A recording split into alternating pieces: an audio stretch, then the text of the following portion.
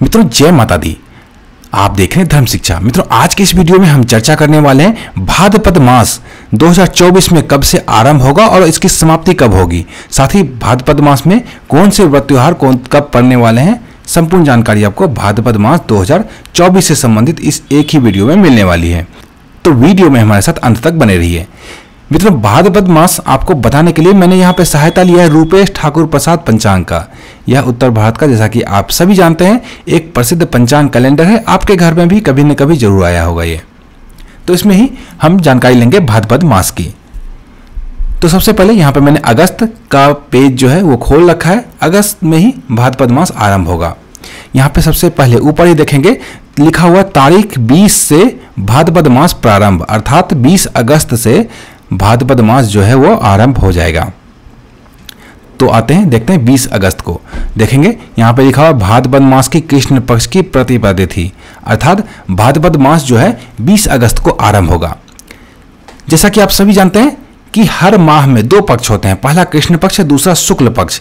तो पहला जो पक्ष है कृष्ण पक्ष वो आरंभ होगा भाद्रपद मास का 20 अगस्त को, और कृष्ण पक्ष की समाप्ति कब होगी? अमावस्या तिथि को। तो आ जाते हैं सितंबर के माह में। सितंबर माह में जब हम आएंगे तो यहां देखेंगे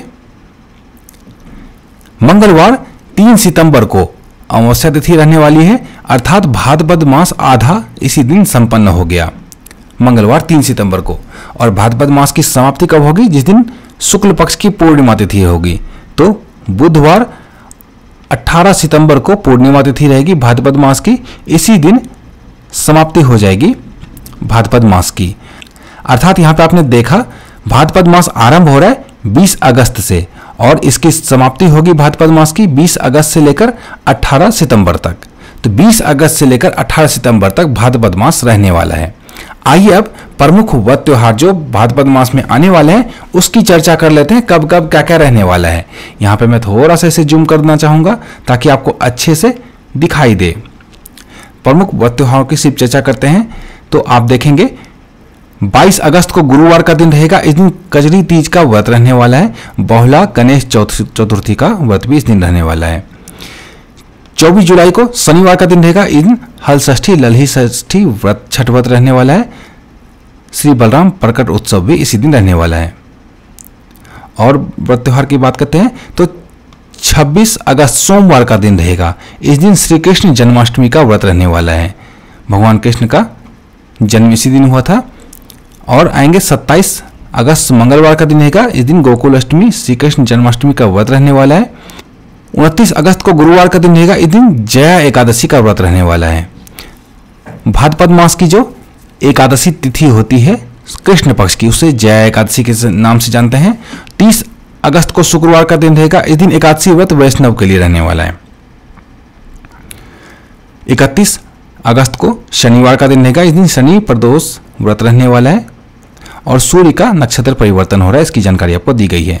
अब आते हैं सितंबर के माह में। सितंबर के माह में बाकी के भाद्रपद मास के व्रत त्योहार हैं। 1 सितंबर को रविवार का दिन रहेगा। इस दिन मास शिवरात्रि का व्रत रहने वाला है। 2 सितंबर को स्नान दान श्राद्ध की सोमवती अमावस्या रहने वाली है। कोसी अमावस्या भी इसी दिन रहने वाली है। 3 सितंबर को मंगलवार का दिन रहेगा। इस दिन स्नान दान की भौमवती अमावस्या रहने वाली है। 4 सितंबर को बुधवार का दिन रहेगा। इस दिन चंद्र दर्शन रहने वाला है। 5 सितंबर को, जैसा कि आप सभी जानते हैं, शिक्षक दिवस रहने वाला है। हर 5 सितंबर को शिक्षक दिवस रहता ही रहता है। 6 सितंबर को शुक्रवार का दिन रहेगा। इस दिन हरतालिका तीज का व्रत रहने वाला है। 7 सितंबर को शनिवार का दिन रहेगा। इस दिन वैनायकी गणेश चतुर्थी का व्रत रहने वाला है। साथ ही 8 सितंबर को रविवार का दिन रहेगा। इस दिन ऋषि पंचमी रहने वाला है। और प्रमुख व्रत त्योहार की चर्चा करते हैं एक बार। 11 सितंबर को बुधवार का दिन रहेगा। इस दिन राधाष्टमी रहने वाला, बुद्धाष्टमी पर्व भी इसी दिन रहने वाला है। उसके बाद 14 सितंबर को शनिवार का दिन रहेगा। इस दिन पद्मा एकादशी रहने वाला, पद्माकर्मा एकादशी भी इसे कहते हैं। 15 सितंबर को रविवार का दिन रहेगा। इस दिन प्रदोष व्रत रहने वाला है। साथ ही वामन द्वादशी भी रहने वाला है। 17 सितंबर को मंगलवार का दिन रहेगा। इस दिन अनंत चतुर्दशी का व्रत रहने वाला, अनंत पूजा रहने वाला है इसी दिन। और व्रत की पूर्णिमा भी रहने वाली है। और विश्वकर्मा पूजा भी इसी दिन रहने वाली है। साथ ही सूर्य का राशि परिवर्तन हो रहा है, कन्या संक्रांति भी इसी दिन है।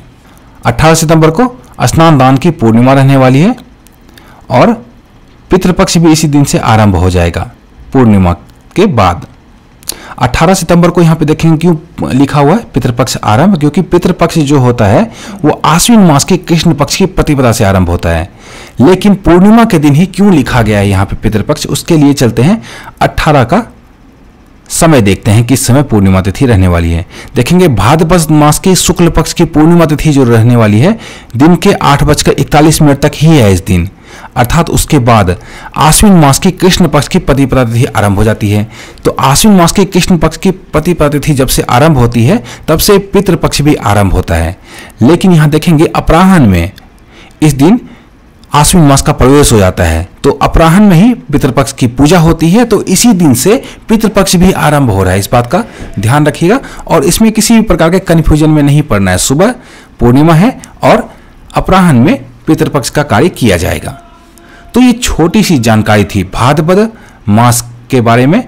मुझे उम्मीद है आपको पसंद आया होगा वीडियो, और इसी तरह की अन्य ज्ञानवर्धक वीडियो के लिए जुड़े रहिए धर्म शिक्षा के साथ और देखते रहिए धर्म शिक्षा। जय माता दी।